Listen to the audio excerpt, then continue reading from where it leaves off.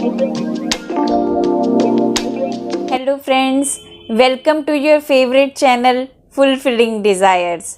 आज का ये वीडियो आपके हज़ारों रुपए बचा सकता है। आज का ये वीडियो आपका जीवन बदल सकता है। आज का ये वीडियो आपको आत्मनिर्भर बना सकता है। आज का ये वीडियो जीवन को जीना कैसे है उसकी दिशा दिखा सकता है। तो आगे बढ़ने से पहले इस चैनल को सब्सक्राइब कीजिए, लाइक, शेयर और कमेंट करके अपने भाव, अपना प्यार मुझ तक पहुंचाएं, ताकि और बेहतर तरीके से हम इस पर काम कर सकें, आपके हम सब के जीवन में खुशियां आ सकें। और अगर आप किसी पर्टिकुलर टॉपिक पर कोई ज्ञान चर्चा करना चाहते हैं तो भी नीचे कमेंट करके बताएं कि आप क्या जानना चाहते हैं या आपको ये वीडियोस कैसे लग रहे हैं, आपके उसके प्रति विचार क्या हैं। आपका ये छोटा सा 1 मिनट आपके और हमारे बीच का ब्रिज बन सकता है। तो चलिए स्टार्ट करते हैं। आज का हमारा टॉपिक है ग्रहों के बारे में, एस्ट्रोलॉजी के बारे में। बहुत सारे लोग इस पर विश्वास करते हैं और बहुत सारे ऐसे भी हैं जो एस्ट्रोलॉजी पर या ग्रहों पर विश्वास नहीं करते। आज का हमारा मुद्दा ये नहीं है कि हम विश्वास करते हैं या नहीं करते। आज का हमारा टॉपिक है कि हम कुछ ऐसे ज्ञान को, कुछ ऐसी चीज़ों को जान जाएं ताकि हमेशा के लिए ग्रहों से यानी मुश्किलों से, संघर्षों से छुटकारा पा जाएं। तो सबसे पहले हमने अपने पिछले वीडियो में बात की समय के बारे में, शिव के बारे में, कि शिव और शक्ति ने मिलकर इस संसार को रचाया। तो समय ने अपनी सारी शक्तियों को बांट दिया। समय बटा है 12 राशियों में और 9 ग्रहों में। तो आज हम बात करने वाले हैं नवग्रह के बारे में। इन ग्रहों का हमारे जीवन पर क्या असर होता है, ये कैसे काम करते हैं और कैसे इन सब से हमेशा के लिए अपने आप को बचाया जा सकता है। नवग्रह यानी सोलर सिस्टम।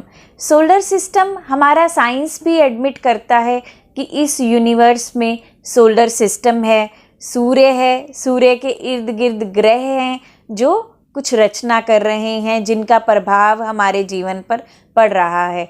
और जो कुछ भी इस यूनिवर्स में है वो हमारे अंदर है ही।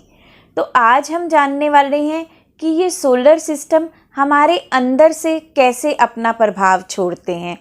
उसके लिए कंसंट्रेशन के साथ बैठें। सबसे पहले हम बात करते हैं कि जिस तरह से सरकार कुछ नियमों को बनाती है, कुछ चीज़ों की रचना करती है और उसकी स्मूथ रनिंग के लिए उन शक्तियों को सेंट्रल लेवल पर, स्टेट लेवल पर, लोकल बॉडीज़ में डिवाइड कर देती है। इसी तरह से समय ने अपनी सारी शक्तियों को ग्रहों में, देवताओं में बांट रखा है। मतलब सारी शक्तियाँ का एक एक गार्ड है और वो गार्ड ये ग्रह हैं। उन्हें ग्रह यानी घरों का नाम दे दिया गया, जो कि स्थान के देवता हैं। मतलब स्थान को गार्ड करते हैं। अगर उस स्थान पर हम पहुंचते हैं तो उनके नियम लागू होते हैं। जैसे कि हमने अपने पिछले वीडियो में मूर्ति पूजा का असली उद्देश्य में बात की थी। हनुमान जी ब्लड की शक्ति का नाम है, समर्पण की शक्ति का नाम है। तो अब इसको गार्ड करने के लिए मंगल देवता, मंगल नाम ही अपने आप में जाहिर करता है कि जहाँ पर मंगल की भावना है, डिवोशन, समर्पण, ब्लड सबको सहयोग देने की भावना लेकर, सबका भला करने की भावना लेकर हर तक पहुँचता है। तो उसी तरह से अगर हमारे अंदर किसी के अमंगल की भावना आ जाती है, किसी का बुरा करने की भावना आ जाती है, किसी को बद्दुआ देने की भावना आ जाती है, तो उससे हमारा मंगल, मतलब हमारा अपने ब्लड में कुछ अशुद्धियाँ आ जाती हैं, जिसका भुगतान हमें बाद में करना पड़ता है। अब बात करते हैं सूर्य के बारे में। सूर्य को चेतना शक्ति कहा जाता है, जो हमारे अंदर अग्नि तत्व को, हमारे अंदर डाइजेस्टिव सिस्टम को, डाइजेस्टिव ऑर्गन्स को गार्ड करती हैं। अब ये शक्ति मर्यादा को दिखाती है, निष्पक्षता को दिखाती है। अगर हम मर्यादा में नहीं खाते तो हमारा स्वास्थ्य खराब हो जाता है। अगर हम मर्यादा में रहकर, लिहाज में रहकर नहीं बोलते तो हमारे रिश्ते खराब हो जाते हैं।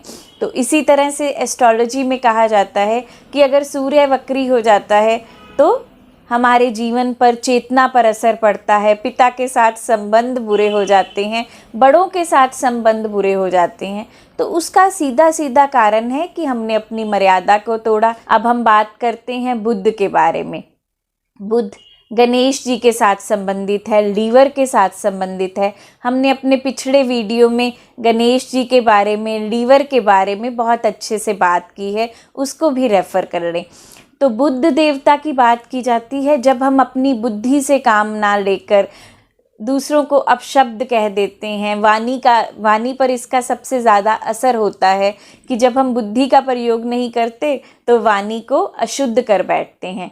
तो जितने भी लीवर से संबंधित रोग होते हैं तो कहा जाता है कि बुध डाउन है, इसलिए ये रोग हो रहे हैं। तो सिंपल सी बात है, बुद्धि का प्रयोग करें, दूसरों की खुशी में रुकावटें ना डालें, क्योंकि जब जब हम दूसरों की खुशी में रुकावटें डालते हैं तब तब हमारे जीवन में खुशियों को रोका जाता है, और जब जब खुशी रुकती है तब तब हमारे लीवर के ऊपर उसके इफ़ेक्ट्स पड़ते हैं। उसके बाद हम बात करते हैं शनि के बारे में। शनि विवेक की शक्ति है, विवेक ही तो है जो समय को संतुलित करता है। अब शनि को नीले कपड़ों में दिखाया जाता है, तो हमारी वेन्स के ऊपर जो डीऑक्सीजनेटेड ब्लड को लेकर जाती हैं, तो अब हमें पता है कि जब जिस वेन्स में, नर्व्स में ऑक्सीजन नहीं होती तो वो वेन्स ब्लू कलर की दिखाई देती हैं।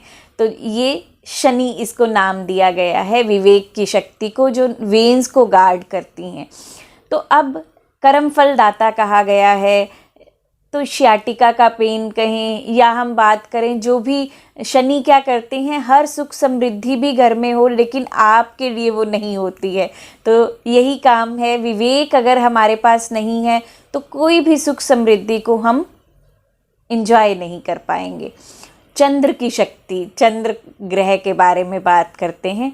चंद्र यानी ठंडक, जल के देवता। तो अब जहाँ जहाँ पर हम दूसरों की ठंडक लेते हैं, दूसरों की शांति भंग करते हैं, दूसरों के जीवन में मन का कलह, मन की शांति को अशांत कर देते हैं, मन की शांति को भंग कर देते हैं, तो वही चीज़ हमारे जीवन में हमारी ठंडक ले लेती है। इसमें कहा जाता है कि हमारी अपनी माँ के साथ हमारे संबंध थोड़े बिगड़ जाते हैं, तो माँ को मावां ठंडियाँ छावां कहा जाता है कि सबसे ठंडी चीज़ माँ का प्रेम होता है। तो जब चंद्र एंटी होते हैं तो हमारे जीवन से जो भी चीज़ें जो हमें सूद आउट करती हैं, हमारे जीवन में ठंडक लेकर आती हैं, एक तृप्ति की भावना लेकर आती हैं, तो वो हमारे जीवन से चली जाती हैं। गुरु के बारे में, तो गुरु यानी समझ, यानी सरस्वती।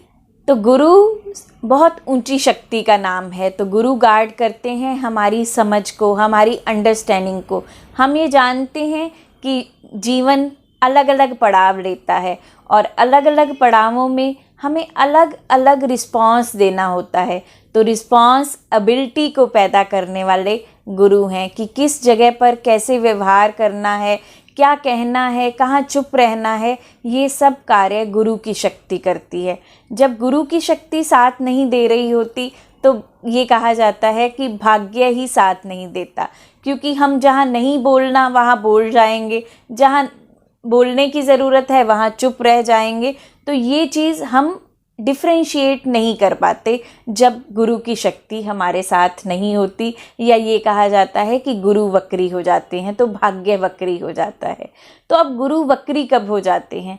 जब हम गुरु, क्योंकि समझ के साथ संबंधित हैं, गुरु समझ का दूसरा नाम है। तो जब हम किसी को भी गलत एडवाइस दे देते हैं अपने फ़ायदे के लिए, या बदले की भावना से, या किसी भी कारण से हम किसी का उसको बुरी एडवाइस दे देते हैं, उसको जानबूझकर किसी समस्या में फंसा देते हैं, तो हमारे गुरु हमसे एंटी हो जाते हैं, हमारे अंदर गुरु तत्व की कमी आ जाती है और इसका सीधा सीधा प्रभाव हमारी सांस के ऊपर पड़ता है। इसके बाद हम बात करेंगे शुक्र के बारे में। शुक्र लक्ष्मी के गार्ड हैं, जो हमारे जेनिटल पार्ट्स को गार्ड कर रहे हैं। तो शुक्र की वजह से हमारे जीवन में रूप, यौवन, सुख समृद्धि आती है। तो जब भी हम किसी के जीवन में सुख समृद्धि से द्वेष करते हैं, उसके शरीर को लेकर जजमेंटल हो जाते हैं, तो हमारा शुक्र डाउन हो जाता है। तो करना कुछ भी नहीं है, इन छोटी छोटी बातों का ध्यान रखना है, सबके मंगल की कामना करनी है, सबको ब्लेस करना है, तो हमारे ये ग्रह अपने आप ही ठीक रहेंगे, मतलब हमारे कर्म बंधन नहीं बंधेंगे। और राहु और केतु के बारे में हम पहले ही बात कर चुके हैं कि अगर राहु हमारे जीवन में ना हो तो कोई भी ये ग्रह एक्टिव ही नहीं होंगे। राहु ही है, क्रेडिट ही है जो इन सब को एक्टिव कर देता है, जो इन सब के काल चक्र को चला देता है। अब तक हमने ये जाना कि अलग अलग ग्रहों का हमारे जीवन पर क्या प्रभाव पड़ता है। समय, शिव सबसे बड़े टीचर हैं, आदि गुरु कहा जाता है। वो कुछ हमें सिखाना चाहते हैं और उनकी ये सारी शक्तियाँ भी हमें जीवन जीना सिखाना चाहती हैं। तो अगर हम इन जीवन के लेसन्स को सीख जाएंगे तो ये ग्रह हमें कुछ भी नहीं कहेंगे, ये हमें आराम से जाने देंगे। फिर भी हम यहाँ पर ये भी डिस्कस करने वाले हैं कि कौन सी एक छोटी सी आदत लगाकर, हैबिट लगाकर हम इन ग्रहों के प्रभाव से बच सकते हैं। तो अब जैसे कि हम ये जानते हैं कि ये सारे ग्रह काल चक्र का हिस्सा हैं, समय का हिस्सा हैं। तो अब ये काल चक्र चलता रहता है, समय हमेशा गतिमान रहता है। ये ग्रह तभी प्रभाव छोड़ते हैं जब हम इनके स्थान पर रुक जाते हैं। अगर हम इनके स्थान पर रुके ना तो ये हमारे जीवन पर कोई प्रभाव भी नहीं छोड़ पाएंगे। अगर हम इनके स्थान पर रुके ना तो ये हमारे जीवन में संघर्ष भी नहीं लेकर आ पाएंगे, क्योंकि जैसे कि हमने पीछे बात की कि ये सब ग्रह देवता हैं, इसीलिए इसे ग्रह कहा जाता है। मतलब एक स्थान का उनके ऊपर एक स्थान की जिम्मेवारी है। अब जैसे कि हम जानते हैं कि ये सारा संसार गतिमान है, पृथ्वी घूम रही है, सूर्य घूम रहा है, सारे प्लैनेट्स घूम रहे हैं। ये सब क्यों घूम रहे हैं? क्योंकि नीचे समय घूम रहा है। समय घूम रहा है तो ये सब भी गतिमान है, और गतिमान रहना ही इस जीवन का नियम है। ये जीवन में एक ही नियम है जो परमानेंट है, और वो है everything is changing, everything is moving. तो अगर हम मूवमेंट नहीं छोड़ेंगे तो हम इनके स्थान पर रुकेंगे भी नहीं, और फिर ये ग्रह हमें कुछ भी छोटी मोटी गलतियां होएंगी भी तो ये हमें उसका प्रभाव नहीं पड़ पाएगा। तो उसके लिए क्या करना है? तो अब हम अगर घड़ी को सामने रखें तो घड़ी की सुइयां चलती रहती हैं। जिस सुई के पर घड़ी रुक जाती है उसके नीचे के ग्रह का समय शुरू हो जाता है। यही काल चक्र का नियम है कि घड़ी चल रही है, नीचे से ग्रह मतलब समय बीतता जा रहा है। जहाँ पर घड़ी की सुई रुक गई वहीं समय रुक गया। वहाँ पर मतलब हमें कुछ लेसन सीखने पड़ेंगे, वहाँ के सारे नियम सीखने पड़ेंगे, वहाँ के सारे सबक सीखने पड़ेंगे, वहाँ के सारे दुख दर्द सहने पड़ेंगे। तो अब क्या किया जाए कि ये दुख दर्द हमें सहने ना पड़े? उसके लिए हमें घड़ी को हमेशा चलते रहना चाहिए। जैसे कि हमने सुना है जीवन में भी कि घड़ी में सेल ख़त्म नहीं होना चाहिए, उसे चलते रहना चाहिए। रुकी हुई घड़ी अशुभ का प्रतीक है। तो ये सब कुछ इसीलिए कहा गया है कि ये हमारे जीवन में हमें ये सिखा पाए कि समय को चलते रहना दे, और हमारे जीवन में छोटी से छोटी रेजिस्टेंस भी समय को रोक देती है। यस, हम जब ये कहते हैं कि मुझे ये नहीं पसंद, ये मेरे जीवन में क्यों हो गया, उसका दुख मनाने लग जाते हैं तो समय वहीं रुक जाता है, क्योंकि हमारे अंदर से स्वीकार की भावना चली गई। तो स्वीकार वो जादू का मंत्र है, मूल मंत्र है जो इन ग्रहों के प्रभाव से हमें बचाता है, घड़ी को चलायमान रखता है। हम स्वीकार की स्थिति में हैं, हम एक स्थान पर आए हैं। इसके लिए एक एग्जाम्पल लेते हैं कि हम सड़क पर चल रहे हैं, रास्ते में कुत्ते भी हैं। अगर हम उन कुत्तों को से डर कर कोई ऐसा जेस्चर दे देते हैं या डरने लग जाते हैं या कुछ ऐसा करते हैं, तभी वो हमारे पीछे आते हैं।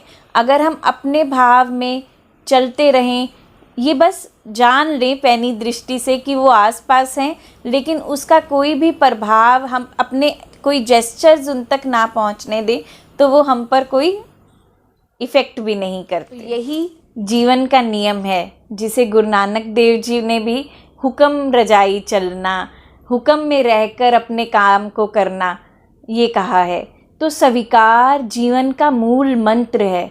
स्वीकार कर लेना का, अब स्वीकार कर लेना का मतलब ये नहीं है कि हमारे साथ जो कुछ भी गलत हो रहा है उसे स्वीकार कर लें, लेकिन लोगों को स्वीकार करें, जो जैसा है उसे वैसा ही स्वीकार करें। उसके लिए दुख ना मनाएं कि अरे मेरा पति ऐसा क्यों है, मेरी बहन ऐसी क्यों है, मेरे साथ में जो लोग रहते हैं वो ऐसे क्यों हैं, मेरी माँ मुझे पूर्ण सहयोग नहीं देती, ये मुझे दोस्तों का सहयोग नहीं मिलता। इन बातों पर, छोटी छोटी बातों पर रेजिस्टेंस पैदा ना करें। बाकी जो करने वाले काम हैं वो तो हम करने ही वाले हैं, बस स्वीकार से हम इन ग्रहों की चाल से बच सकते हैं। स्वीकार से हम जीवन में संघर्ष से बच सकते हैं। स्वीकार से हम दुखों से बच सकते हैं। यही आज तक के धर्म ग्रंथ भी हमें सिखा रहे हैं कि ईश्वर की रज़ा में राज़ी हो जाओ। रज़ा में राज़ी होने का मतलब है कि जहाँ आपने रेजिस्टेंस की, जहाँ आपने ये कहा कि मैं नहीं मानता, ये मेरे साथ क्यों हो गया, ये बीमारी मुझे क्यों आ गई, ये दुख मुझे क्यों आ गया, उसने मुझे ऐसे क्यों कह दिया, मतलब घड़ी के अंदर रेजिस्टेंस पैदा हो गई। और छोटी से छोटी रेजिस्टेंस भी घड़ी की सुइयों को रोक देती है। और जहाँ घड़ी की सुई रुक जाती है, वहीं से उसके नीचे के ग्रह का, जो उस समय पर उस घड़ी के बिल्कुल नीचे का ग्रह होगा, जिसका समय चल रहा होगा, उसका समय शुरू हो जाता है। और फिर वो उतनी देर तक रहता है जितनी देर तक उस ग्रह की चाल है। मतलब एक स्थान से दूसरे स्थान पर पहुंचने में जितना समय हमें लगता है, जितना समय उस ग्रह को दिया गया है, अलॉट हुआ है, उतने समय के लिए हमें वो कष्ट भोगने ही पड़ते हैं। तो पहली बात स्वीकार करें। दूसरी बात, इन नियमों को अपने जीवन में शामिल कर लें, ताकि कोई भी ग्रह के पास हमें कष्ट देने के लिए, हमें सिखाने के लिए कुछ हो ही ना। क्योंकि जिस टीचर के लेसन्स हम याद करके जाते हैं, वो कोई कारण ही नहीं कि हमें क्लास में कोई सज़ा मिले या हमें कोई डांट पड़े, बल्कि वो हमारे अच्छे के लिए ही काम करेंगे। तो ये सारे ग्रह हमारे जीवन में हमारी ही भलाई के लिए काम कर सकें, उसके लिए इस नॉलेज का, इस ज्ञान का होना बहुत ज़रूरी था। आशा करती हूँ ये ज्ञान आपके जीवन में सुख और समृद्धि को ले आएगा, आपके जीवन में स्वीकार के भाव को ले आएगा। तब तक के लिए आपका बहुत बहुत धन्यवाद। ईश्वर आपके जीवन में स्वीकार की आदत को डाल दे।